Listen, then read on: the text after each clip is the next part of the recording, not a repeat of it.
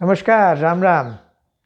This is Vivek Tiwari again in front of you with another very, very enduring experience of Maharaj.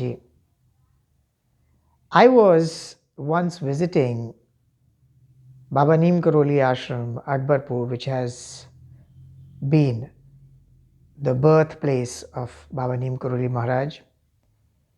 Baba Neem Karoli Maharaj was born as Pandit Lakshmi Narayan Sharma in Akbarpur, district Firozabad in Uttar Pradesh, India. And this was a very special occasion because this was also the establishment of Maharaj's deity in that place. When I reached there, my Gurudev Baba Chandrashankar Sharma told me very categorically that he would like me to do a particular job here, which is very important. I was a bit wary because I used to consider myself completely inept and inefficient to do any sort of an activity which relates to Maharaji or my Gurudev. And I still feel so.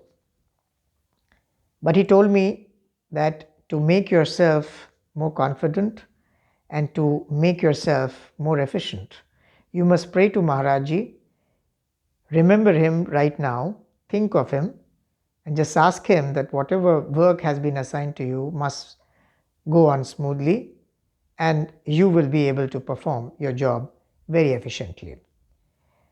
I did the same thing and I prayed to Maharaji and I told Maharaji and asked Maharaji, I requested him while praying that Maharaji, please, you make this activity, I am very nervous, you make this activity go smoothly. Then I asked my Gurudev that why this thing is important. He said this is important because once you do this activity, only then the Bhandara will happen. The feeding of the rest of the devotees shall take place. I was really very nervous. I said, you have given me this such an important job. I have never fed anybody in my life like this, and especially on such occasions. He said, don't worry. As I said, keep praying to Maharaji. I immediately remembered Maharaji and I asked him that where do I go to them to? Where are they placed? So my Gurudev told me that they are standing just behind that particular door, you just go there. And in that heat of the moment, I didn't even realize, I didn't even ask him which door is he talking about. There were so many doors and there were so many walls there. So I just could, and they were all alike. So in the heat of the moment, I didn't even realize, didn't ask him.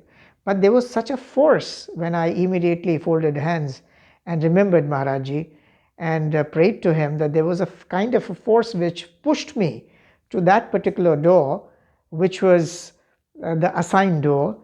And when I reached there and I opened that particular door, there were 9 sadhus, saints. They had such aura amongst them. It was really very, very enlightening to see them. And I was a bit scared as well because I was nervous and I didn't know how to handle when you take darshan of such highly energized people, elevated people. So I just folded my hands and I said, and the moment I could say anything, the person, the leader of that particular group, he in a very, very bold and strong voice, he asked me whether I am Vivek. And I was really amazed because I had never seen those people in my life. And he asked again, are you Vivek? And I said, yes, I am. So he said, where do we go? You're supposed to feed us. I said, sir, please, I'll take you to that particular place. And I just could not even imagine that I didn't even know the place. And I just, in the heat of the moment, I started climbing up the stairs of the second floor of that particular building where the door was placed. And to my disbelief, when I reached to that place, there were about 2-3 people standing there waiting for the devotees to take prasad, and there was nobody. And while I was walking, I saw them, they were following me, And it was like a very exciting moment for me, because there were so many people around and nobody saw me walking up the stairs. Nobody saw those 9 people. They were following me, and I was climbing up the stairs. I was really amazed to see that particular moment. And then when I made them sit on the place, on the designated place, the people who were already there standing with the prasad, they said, now we can feed them. I said, fine, please do that. So the leader of that group immediately again spoke in a very strong voice, and he said, what did your guru tell you? I said, he told me to be very respectful to you and make you eat the prasad. He said, then you are not following his orders. You don't believe in your guru. You must be doing what your guru tells you. So I immediately again folded my hands and actually apologized for my behavior. And then I immediately took the prasad from the people there, and I started feeding the saints. The moment the leader of that particular group, he had his first bite of the prasad, I saw there was a loud noise below, and somebody had opened the doors for the rest of the devotees to come in and take prasad. I really could not connect with that, but it was exhilarating and an overwhelming moment for me, because I could see how it was my feeding to these people actually was the start of the point of the Bhandara for the rest of the devotees. And it was very exciting and very exhilarating. And the moment I again went for the second round of prasad to be given to them, the leader said that they are all full now and they would like to leave. And I said, you haven't taken, you have just taken a bite. So they said, we are fine, don't tell us what to eat, what not to eat. We are full, so we would like to leave. Now you go, we know our way. So I said, okay, but then let me take you down to the stairs to the door. He said, we know our way. I tell you to go away from here. And he was very strong in his voice. I said, I immediately folded my hands and touched their feet. They blessed me, and they said, now you can go. So while I was walking down the stairs, those things was creeping up in my mind. Who are those people, those great ones? And I was still reminded of the devotees who were there to give prasad to the rest of the devotees, and I was wondering whether they have seen this activity. And anyway, I'll go back to them and ask them what happened later on.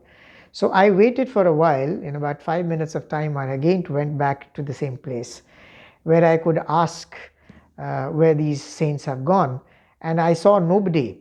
And even the people who were serving, I asked them that where did they go. They said, he told us the same thing what he told to you, that you must go away. So we could not have come downstairs, so we just faced the other side, and a few moments later we saw nobody there, so they just vanished from there.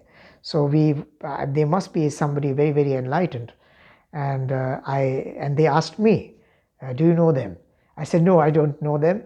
It was a job which was assigned to me by my Gurudev, so I just came and did it. When I came downstairs, I immediately was so excited. I went to my Gurudev and asked them who were there and why did you choose me to do this job. So he said Maharaj ji chose everybody during his lifetime when he was in his body, and there were many occasions where the Bhandara happened. There were a lot of people who used to come, but there was always some special people who used to come before the Bhandara started. And they came in any kind of forms. Sometimes they used to take forms of even other living beings like the bulls and cows.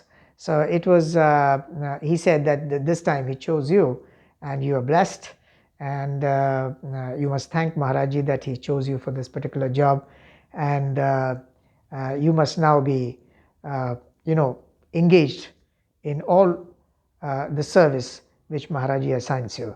I was extremely, extremely thankful to my Gurudev, and I knew that he was an enlightened person and he would guide me in the right way. He knew everything since the beginning.